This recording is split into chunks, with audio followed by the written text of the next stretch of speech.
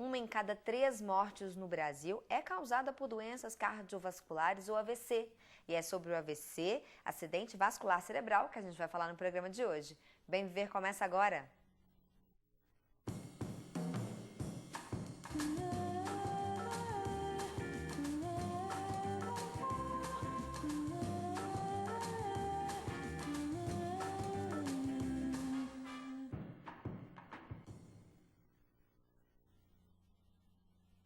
Olá, começamos agora mais um Bem Viver ao vivo e a gente vai falar sobre o AVC, acidente vascular cerebral, popularmente conhecido como derrame.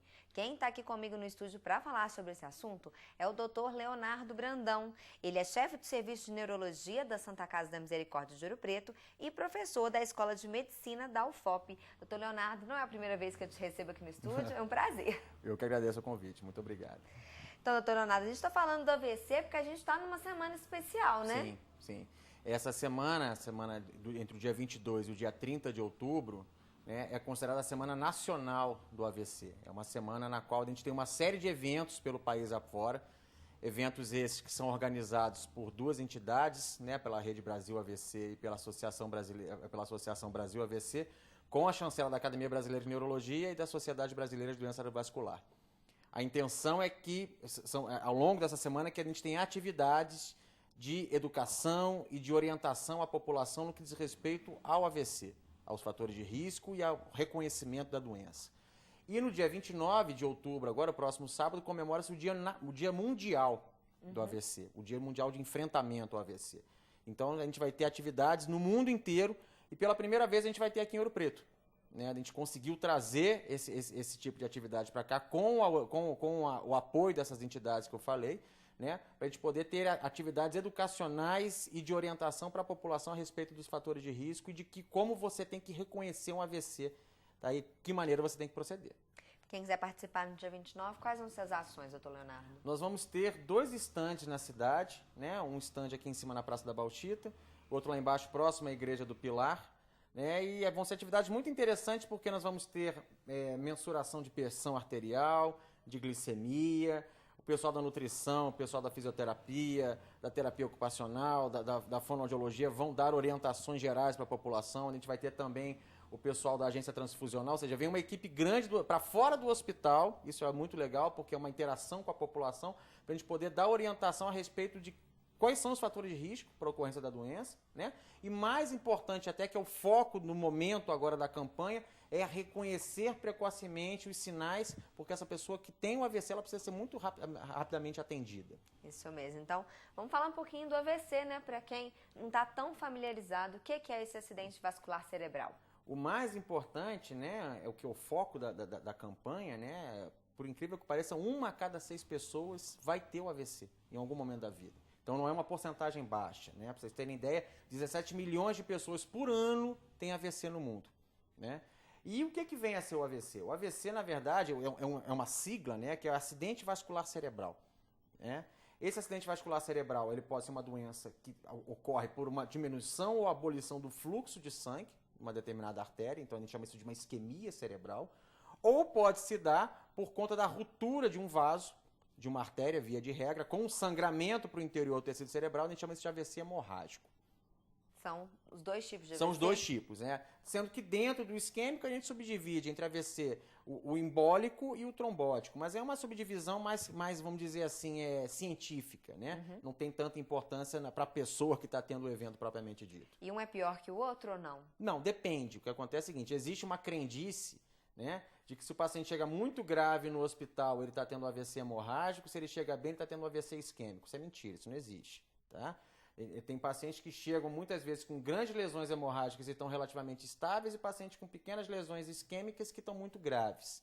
Na verdade, o que vai definir para a gente o que o paciente tem ou não é o exame de imagem. Na hora que você faz a tomografia, que a tomografia mostra para você se aquilo foi uma isquemia, se foi uma hemorragia, tá? Mas os 2 tipos, tá, merecem cuidados especializados o quanto mais rapidamente possível.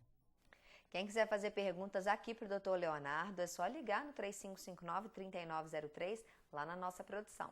E a gente está ao vivo no site www.topcultura15.com.br. Dr. Leonardo, como que a gente sabe que a gente está tendo um AVC? Tem como? Claro, tem como saber.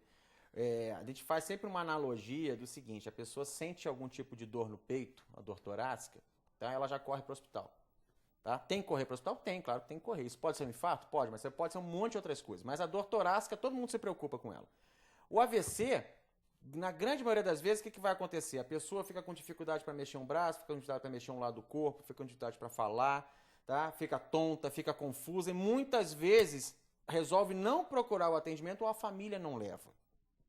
Tá? O que é muito importante no acidente vascular, tanto isquêmico como hemorrágico, é tempo.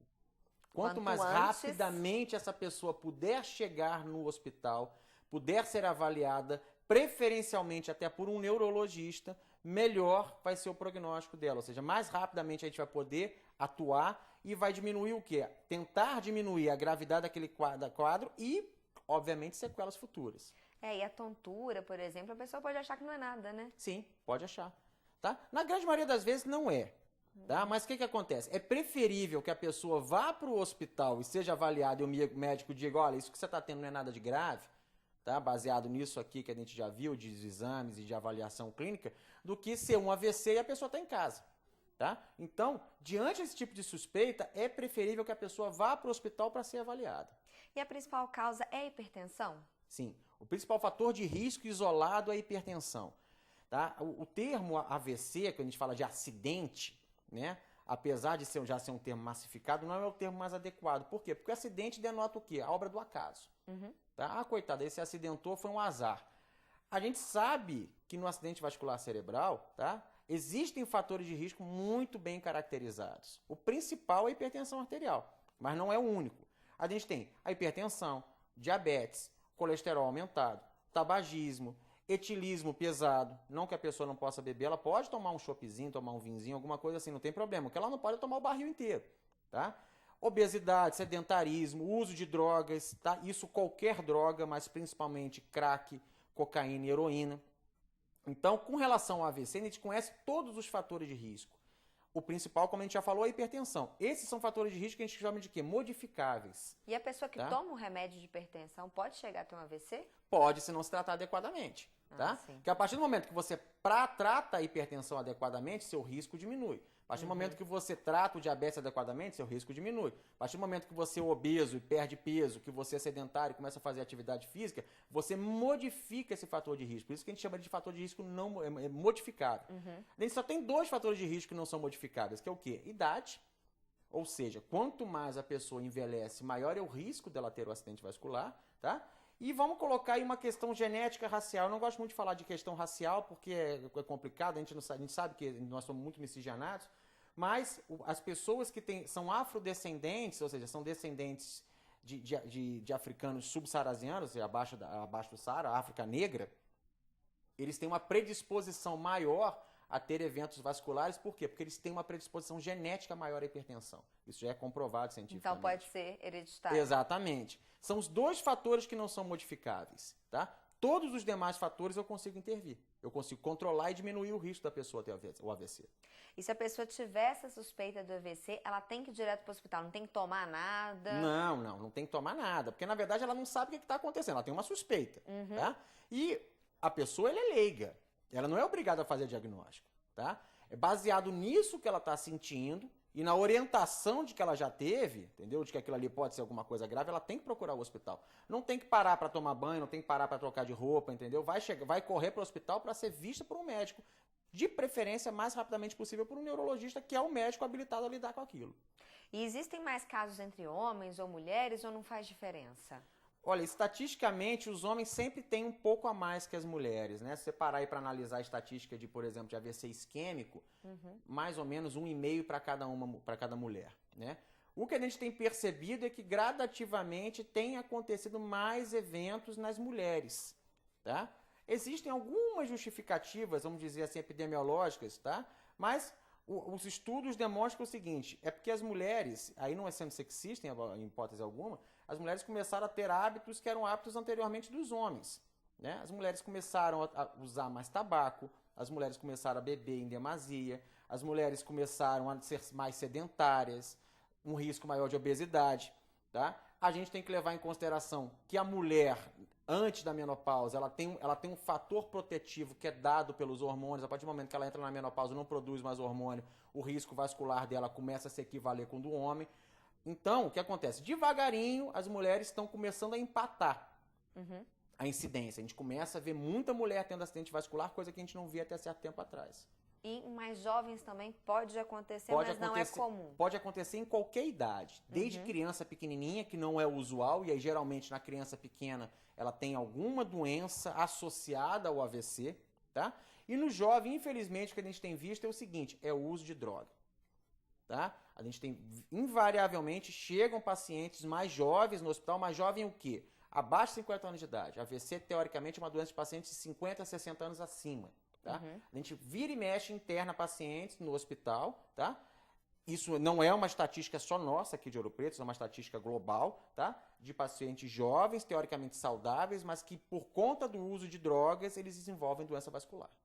Doutor Leonardo, a gente vai para um rápido intervalo e no próximo bloco ele vai continuar falando sobre AVC aqui com a gente. Se quiser fazer perguntas, é só ligar no 3559-3903. A gente volta já.